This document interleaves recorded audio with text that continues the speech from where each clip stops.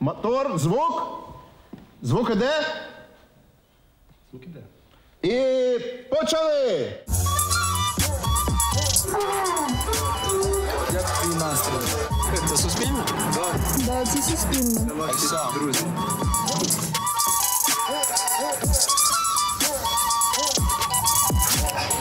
Yeah, perfect. Вітаю! Ви красавці! Спасибо. Дуже круті.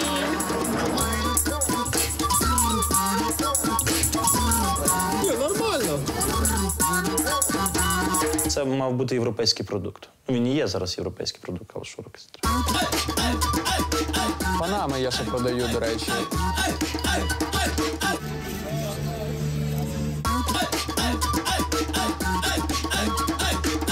Це я граю на талинці, а не на сопілці. Почули? Дивіться, мені не путайте. Це велика оркестра.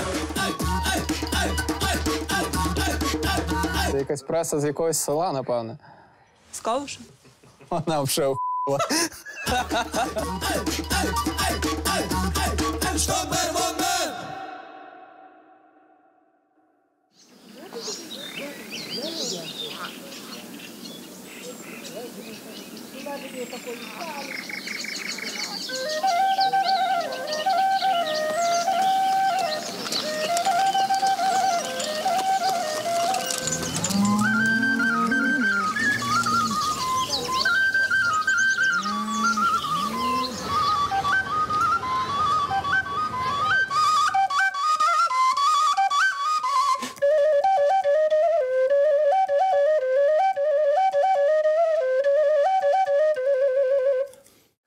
На Єрусалимській йдуть ці українські мелодії.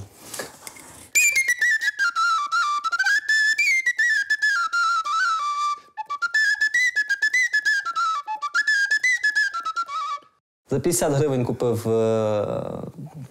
на Петрівці, на Почайні зараз, на барахолці.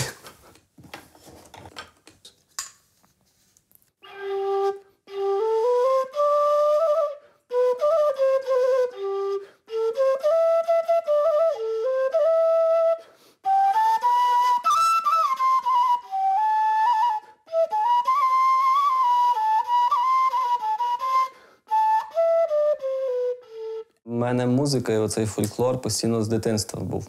Мама бандуристка, знаєте, викладала в музичній школі. І постійно я з нею як шнурочок туди ходив. Так вийшло, що пішов на баян.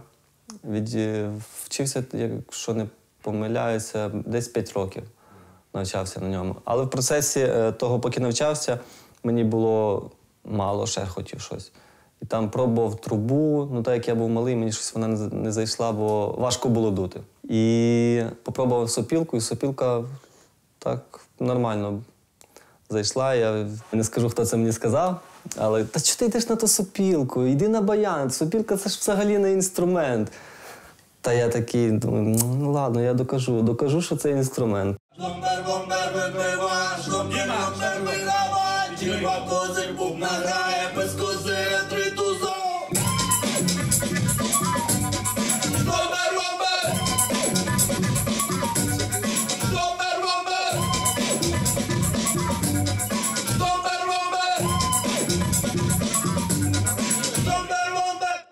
Не треба соромитись, показувати те, що ти робиш, бо я, напевно, що якби я почав раніше показувати, то, напевно, що був би зараз ще більший результат, я так рахую. Бо все почалось в мене з відео в Інстаграмі. Я в Інстаграмі сидів, я оце почав поєднувати сопілку з бітбоксом. І якось так вийшло, що дівчина каже, типу, та закиньте те відео, каже, хай люди побачать. Та я думаю, та ні, на що не треба, типу, люди захочуть побачити. Але оця скромність, я, напевно, що хочу порадити тим, хто хоче якось себе реалізувати, що скромність, напевно, що це могила для мистецтва.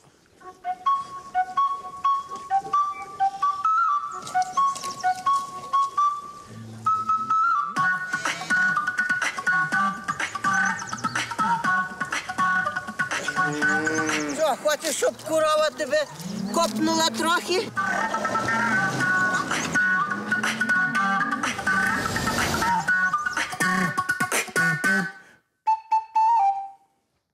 Знаєш, сину, що можна зробити? Дивися, тут таке в тебе покривало є, їх буде краще видно, якщо воно буде... де сумка з Синочку, інструментами? зараз я тобі все подам. Те покривало, воно не до чого. А чого? Дивися, як на ньому гарно видно твоїх супілки, ні? Ну, то ж мама. Оцю він привіз із Єрусалима, цю супілку. Оце як вони їздили в тур, вони з Тимофієм купили, да, сину? Да. Оце супілка. А оце панфлейта. Мама, зараз все розкажу.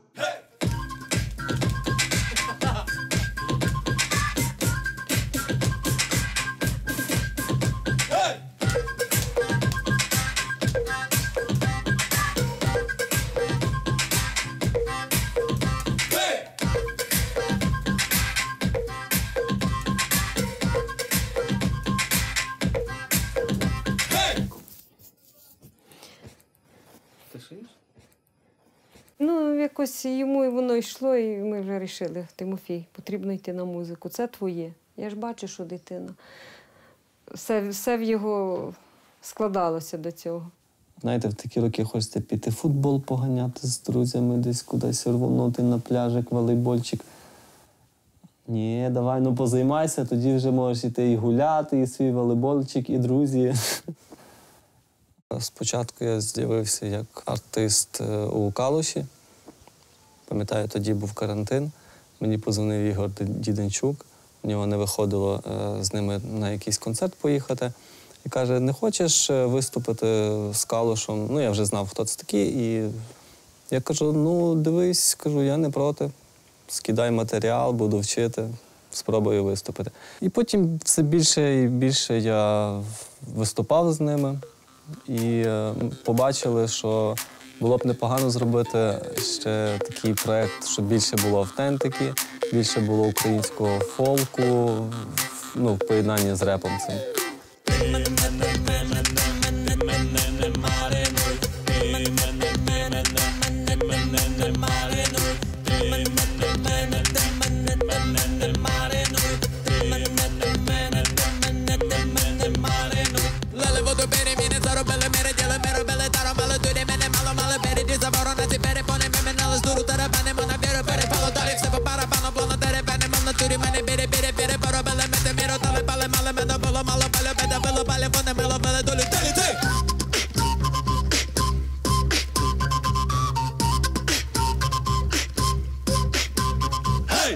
Людей треба чимось здивувати, бо якщо ти якийсь неординарний, то тут є тебе чим зацікавити людей, то тебе будуть слухати.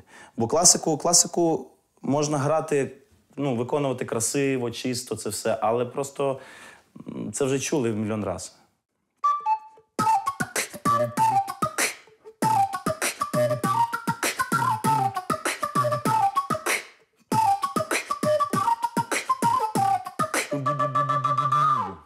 Мені подзвонив Тимофій, сказав, що Олег побачив відео в Інстаграмі і сказав, чи не хоче прийняти участь у гурті. Типу, новий проєкт «Калуш Оркестра». Я кажу, давай. І тоді Олег мене набрав, і ми вже на студії почали працювати. І так з'явився я тут.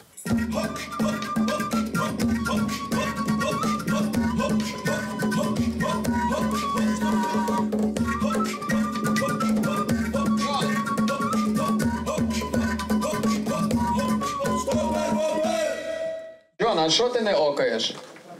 Тебе не питав. Ти не забувай.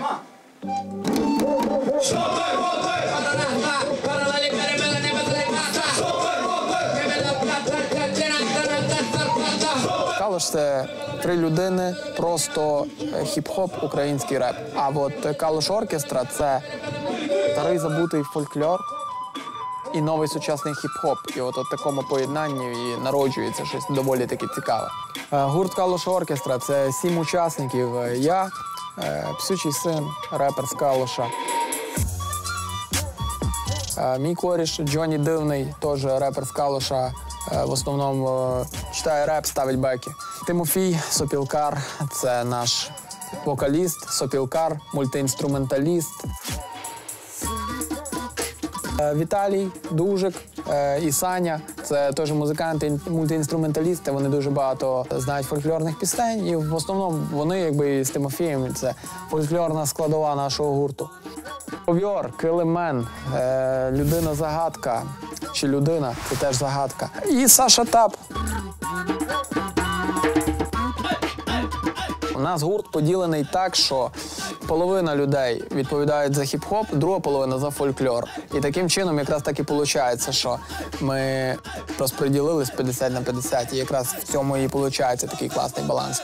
Тому я на стороні хіп-хопу, а, наприклад, Тимофій на стороні фольклору, і от у нас є от таке поєднання.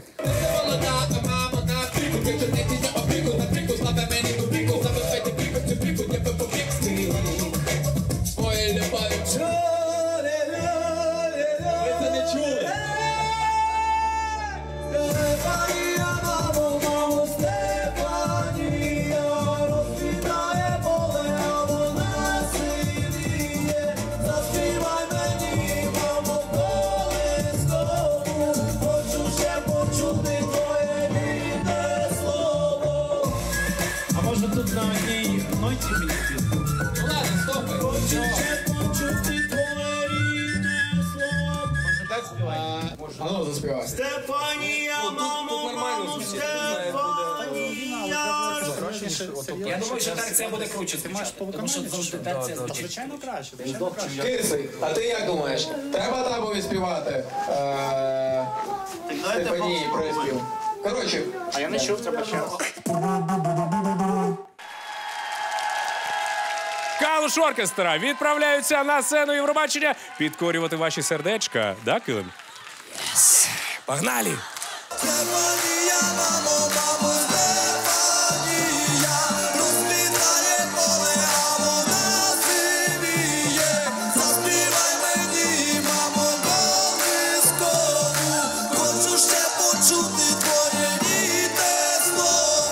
Із гурту «Калуш» вони розширилися на «Калуш Оркестра». Як саме сприймуть хіп-хоп українською вперше? Я думаю, що я віддав би більше балів, якщо це був би просто Калуш. Ей, Калуш, йо!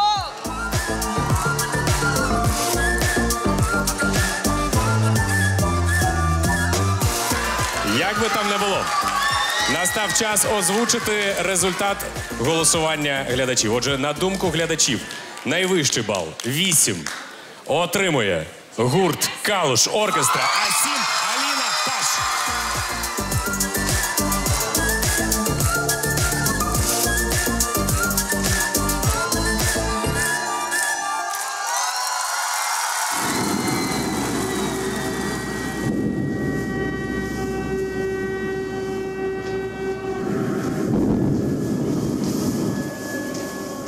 До 24-го почалася війна. Я тоді повертався з Дніпра з концерту і приїхав в Київ, почалося. І вже тоді про Євробачення зовсім не думав.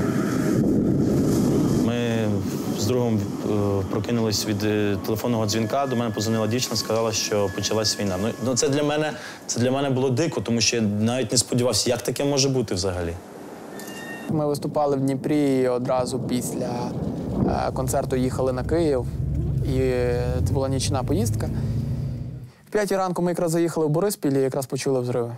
Дзвонив до батьків, до малої, взагалі моніторив новини через те, що треба знати, що відбувається. І старався якось комусь допомогти, чим треба, кому, хто, де, скоординувати, щоб допомогти добратися до безпечного місця. Ні, не очікувалась. Хоча говорили люди, що можливо буде війна. Взагалі не вірилося, що таке може бути. Дуже переживали. Якось не за себе переживаєш, а переживаєш за своїх дітей. Що буде далі, що буде з моїми дітьми. Все буде добре. Я їду на роботу, Валіка забираю, везу в коледж.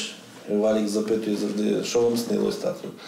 Я кажу, ну якась дурня така снилась, кажу, війна снилась. 2 дні підряд. 2 дні підряд перед 24-м, так от. Сталося таке. У нас тут недалеко теж кордон. І зразу я кажу, Віталік, він ще, мам, що ви панікуєте? Я кажу, сину, війна. Я кажу, збирайтеся швиденько і їдьте. Тільки ми приїхали, в безпеці вже були тут, на Західній Україні, то у нас був колективний созвон, і ми обговорювали питання, що треба готуватись до Євробачення, тому що треба представити Україну. Ми виступаємо свого роду на культурному фронті. І нам треба все робити. То, що якщо гине культура, то, по суті, гине і вся держава, країна. Були багато різних нюансів, але зараз ми можемо точно заявити, що Калуш Оркестра буде їхати в Турин, виступати на Євробаченні вживу! Сьогодні ми зустрілися з гуртом перший раз у Львові, щоб порепетирувати всі разом, а не онлайн. Побачились у Львові, у нас вже почались такі репетиції грандіозні, і їх було більше, ніж треба було. Дайте музику, можна? Оця функціональна штука майже 18 метрів. Вплотную мы к экрану не становимся, соответственно, метров 15. У нас триєдність матері. У нас мати космічна, як енергія. У нас мати фізична, як мати, що дитину свою захищає. І мати берегиня, як символ захисту подій, які зараз відбуваються, і таке інше, такий меседж. Вони стоять у цих позиціях місцях. Але вони так поставлені, що коли конструкція рухається, вона їх вистроює в лінію сама. Тобто з 17 секунди ми в лінії. Станьте по центру, ноги на ширині плечей. Положення анфас, щоб ви наповнені були. І руки по собі. Тобто скіл показуєте, окей? Добре, давайте ще раз.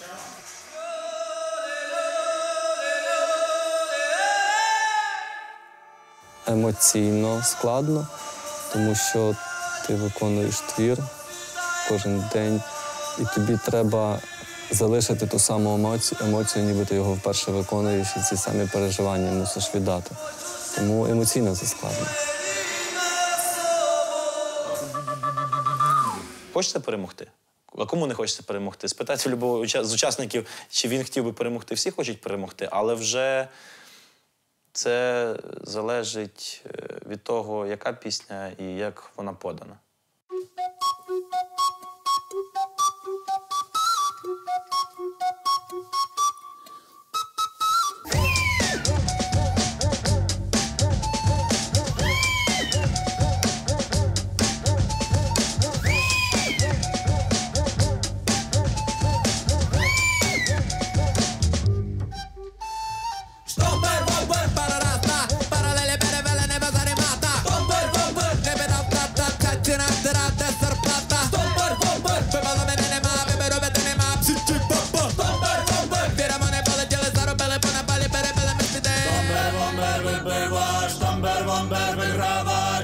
Козир бубна грає, без козира три туза. Штомбер-бомбер вибива, штомбер-бомбер виграва. Черва козир бубна грає, без козира три туза. Ой, а це то... Тім, як по-справжньому називається? Як правильно його називають? Не пам'ятаю. Спідниця. Хай буде спідниця, але... То це баба Женя. Це воно називається і трошки баба Женя інакше. дала. Це баба Женя дала? Це баба Женя дала красоту. То це десь 50 років назад. Десь так. 50 років назад. Можливо, навіть і дід знає краще. Дід? Да. Якщо вийде з дідом бачитись, то... Так, то розкаже. То, може, хіба він скаже. Оце теж класна вишиванка. Угу. Цю я вдівав. Тимофій іноді вдіває. Останній раз її вдівав, я відео для Латвії записував. Дякував їм за 12 балів. А оця то вже мені бабуся передала. Оці багато років. Таня? Так, да, баба Таня. То ці, то 100 років то є вже оцій сорочці. Мені подобається Євробачення. Цікава культура інших народів. Я ніколи не могла подумати, ніколи, що мій син буде там виступати. Це так, як сон мені. Хоча в тому році дуже я переживала за Гоей, бо я знала Ігора. І мене навіть думка така появилась, думаю, а якщо мій Тимофій там буде на Євробаченні? Ну, щось так промелькнула думка. Можливо, таке може бути. І все-таки воно сталося.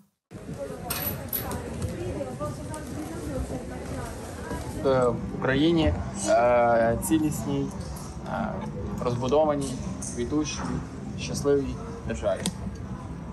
Okay. Integrated. You must go outside from there. В кожному інтерв'ю, яке ми давали, завжди говорили про війну і про ситуацію, тому що це не через те, що люди не поймуть, якби ми не говорили. Це треба говорити. Але крім того, у нас ще ж були репетиції. Так само була генеральна репетиція перед півфіналом. І ми шукали любі репетиційні бази, в готелі робили репетиції. Ну, щоб відточити нашу хореографічну постановку і взагалі номер. Сіл, і буде отут, типу, Стефанія, мамо, сидя в лотосі. Сидя в лотосі. Просто коли ти зайняв грязь. Вже без лотосів. Ми старалися чим побільше зв'язків, знайомств.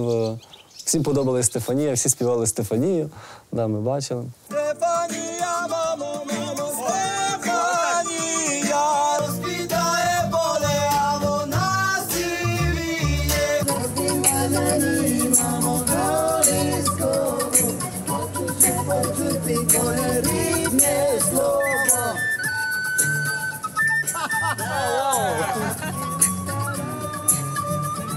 Ти просто представляєш свою пісню, свою культуру, культуру своєї держави.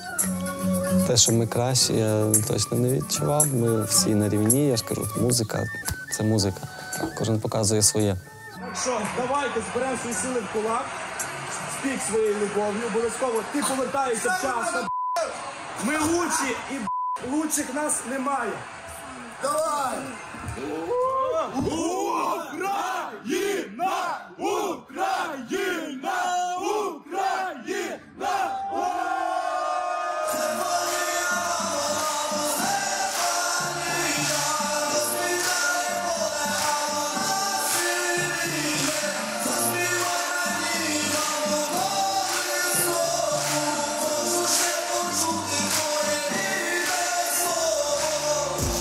Євробачення взагалі відповідальне для України, а під час війни він ще більше відповідальний.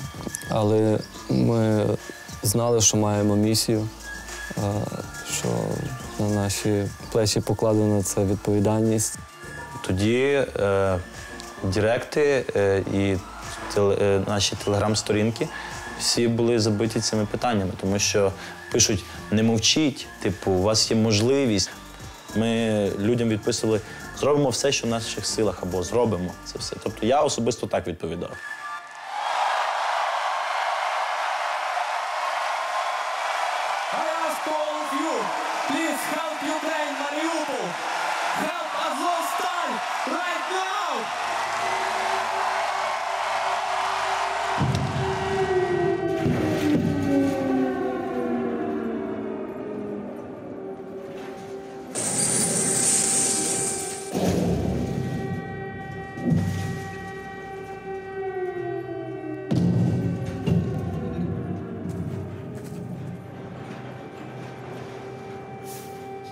Стефанія, мамо, Стефанія, розквітає поле, а вона сивіє. Заспівай мені, мамо, колискову, хочу ще почути твоє рідне слово.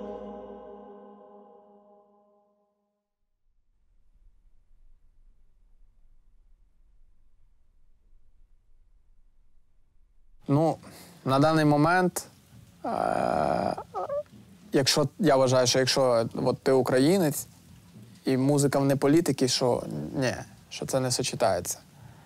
А якщо, наприклад, там десь з Швеції там, чи з якоїсь іншої країни, допустимо, з любої, де все суперкласно, благополучно, то, можливо, вони собі можуть так дозволити, я не знаю. Ми зразу після виступу спустились з грін-рум, зняли наші інейри і сіли, і чекали вердикту, тобто результату, що з цього вийде. Ну, я вважаю, що все було правильно. Мені здається, просто сама ситуація, коли ми сказали про Азовсталь і Маріуполь, дуже спантеличила членів журі, тому що, якби, друзі, це ж не політичний конкурс. Типу, як ви можете говорити такі речі при 200-мільйонній аудиторії, що ніхто ніколи того не робив. І мені здається, я не знаю з приводу журі, як там бали виставлялись, тому що все оголошувалось в прямому ефірі, тобто там 12 отримує там Великобританія, там 10 Польща, тобто це все було оголошено. Ну, просто в один момент, коли вже там Іспанії дають там 3, 4, 12 балів підряд, а ти сидиш і думаєш, а коли то нам 12 балів дадуть? Я не знав, як вони бали ставлять. Спочатку перші бали, якась таблиця з'явилася, а ми 0. Я не зрозумів, не зрозумів, що це відбувається. Ми між собою шу-шу-шу-шу-шу-шу. Це був напряг. Я сам напрягався. Зазвичай я емоційно стараюсь бути таким плавним, але цей момент навіть мене напряг. І я кажу: Оксана, це нормально? Зараз нулі там летять, це все ок. Вона каже: все нормально, ще 40 країн. Це взагалі нічого не значить.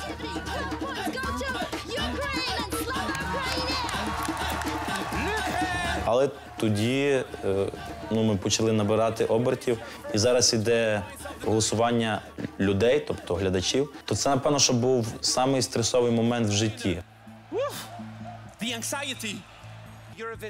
Хлопці, мабуть, считали.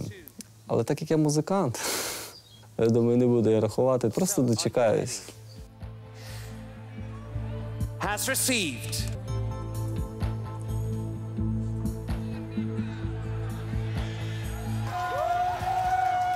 183 points. So we have a winner. The winner. Eurovision Song Contest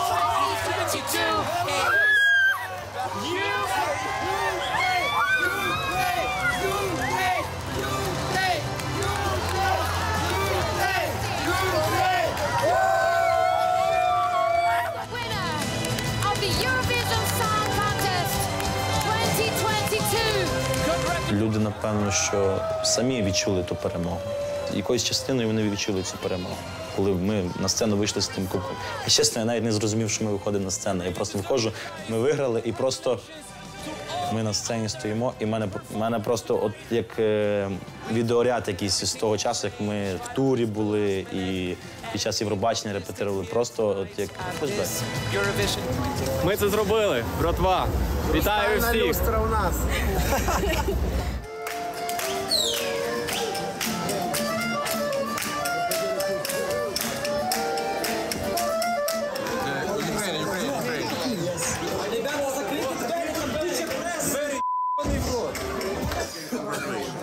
Зараз нас представить.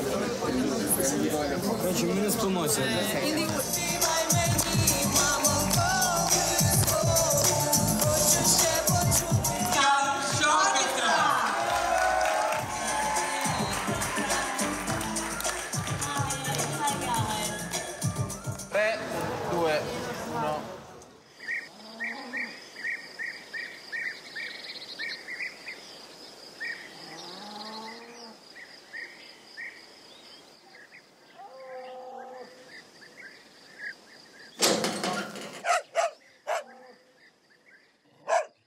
Ну, але... Я до вас іду.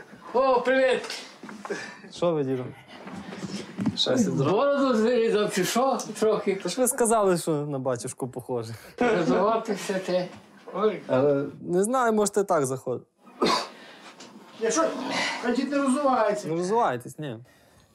Ви бачили Євробачення? Що? Євробачення бачили? Де там я бачив? Ну. Казали включити, а я по інтеру, а воно було по +1. Ти її не бачив тоді. Та вам в інтернеті треба показати. В інтернеті вам покажу. Да. А є в тебе ноутбук?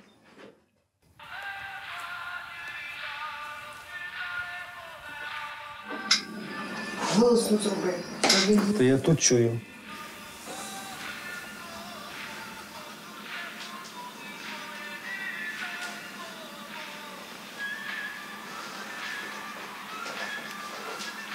Познали мене? А чого ж не познаю? І що, файно чи ні? Добре, йде. Ідет. Ідет. Я думаю, треба діда в журі брати. Коли? Хто перший привітав? От тут я не можу сказати, тому що посипались підписники. Мабуть, мамі я саме перше позвонив. Ну, батькам.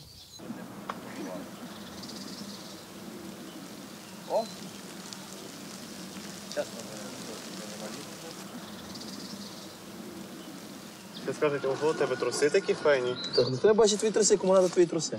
Та не складайте так гарно, дощ іде. Та боже. Все одно назад будемо вивішувати. Ні. Да. Ні. Дощ пройде і вивішиться назад. Ні, воно вже висохло. Ні. Це серйозно тобі кажу? Серйозно? Серйозно, я сказав. Чесно, чесно. Чесно, чесно. Все? Ну і футболку, і все. О, це Дай футболка. сюди, ну бери таку тряпку. Забирай і цю. Давай. Шуруй.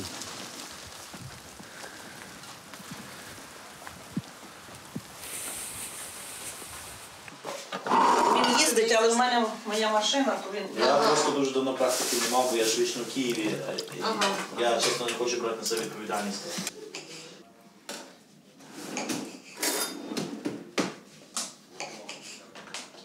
Мене відвів тато до Наталії Ярославівни. Це була вчителька музики у нас в загальноосвітній школі. Вона сказала, що в мене є якийсь слух навіть. І сказав, відведіть дитину, типу, ну, в музичну школу. І тато взяв, відвів. З 2 класу ходив.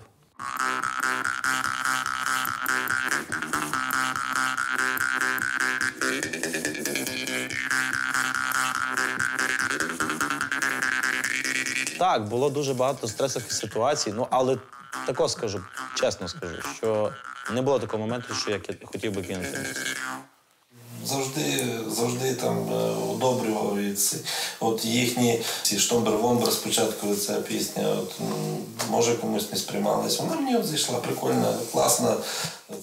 Хоча може люди мого віку, може там, от, наприклад, вони не сприймають таку музику. І ті поєднання, може, от такі фолку і репу не сприймають. А мені цікаво. Штомбер-Вомбер! Тебе не питався Василя, проценти просто перевели кошти. Тут компанія не 90-х, мій базарик не мій доста. Ти що мене лірика, будьте споко, виберуть і на те бруто. Мене беле даром, але даром вже нема. Ну, давайте, ладно, я розкажу, як є, на чистоту. Ну, типу, мені насправді не помішали би уроки вокалу, то на стімі там і ще пацани, красавчики, вони знають всі ноти, сольфеджіо, в них на суперрівні. Ну, я ніколи не займався музикою так, я от сам просто писав і писав душею. От. Це просто сторітелінги з життя, ну, типа пісня про маму з життя. Пісня «Мій кент хотів мене кинути», якщо ви чули, таку в мене є, теж з життя. Калуш назвав в честь свого міста, альбом в честь свого району. Багато пісень про кохання, бо було багато різного кохання і так далі. Тобто 95% вдохновляюсь точно ситуаціями з життя, це чистого роду емпірика. Бо можна 1000 разів про щось прочитати, але коли ти це пережив, то це найбільше цепляє.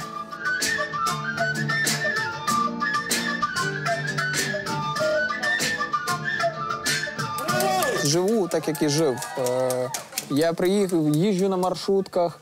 Коротше, в моєму житті немає якоїсь такої кардинальної зміни, щоб воно мене, типу, знаєш, показало мультик в очах, типу, від цього всього. Життя продовжується, все як є.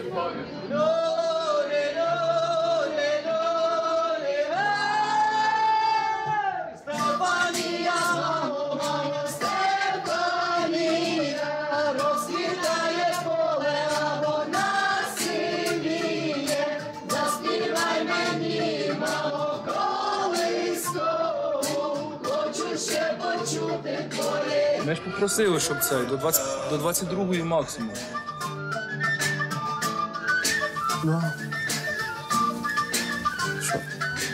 Привітики. Добрий день.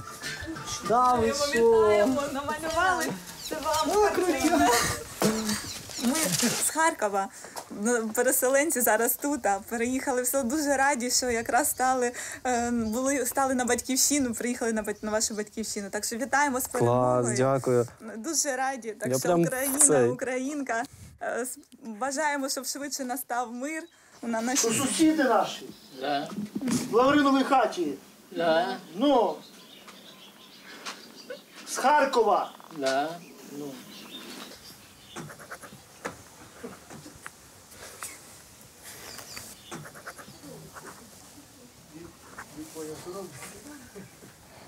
Не знаю. Ага, не потім. Я не знаю. Добре так? Щось мені слабо видно. Є? Може, ще в другому місці? А ну подивіться, чи воно нормально видно. Бо Тобі просто це на екран світить, тобі кажеться, що там темно. Є, да, дякую вам. Дякую вам. Да. Мені Це дуже, щасливо, мені дуже щасливо вам, приємно.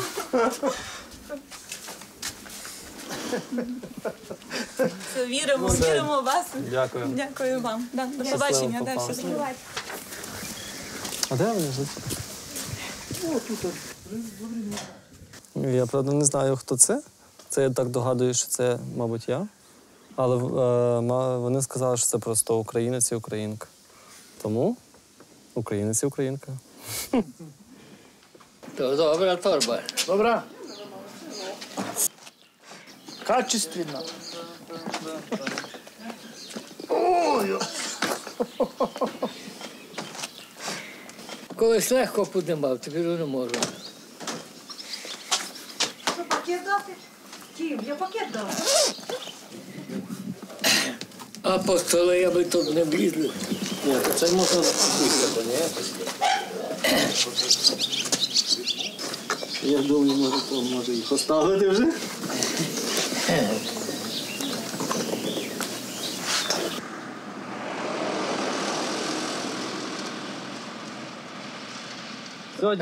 Ще що я коженця, то я буду мати. Щасливо. Ні, тільки маєш, щоб тебе. Не подводь мене і тебе. Не підведу, діду, точно не підведу. Все, діду, щасливо оставатися. І побачимось через трохи часу. Так от знову там заїду.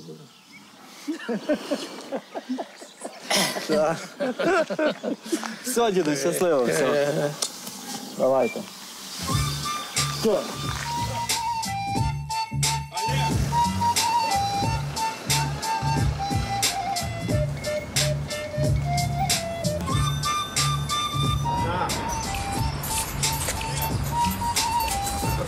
Буде, коротше, люди на тебе.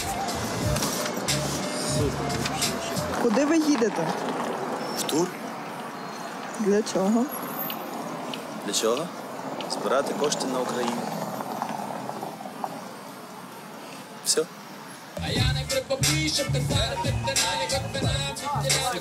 Все, пацани, давайте, блін, мені щось страшно вас відправляти без себе.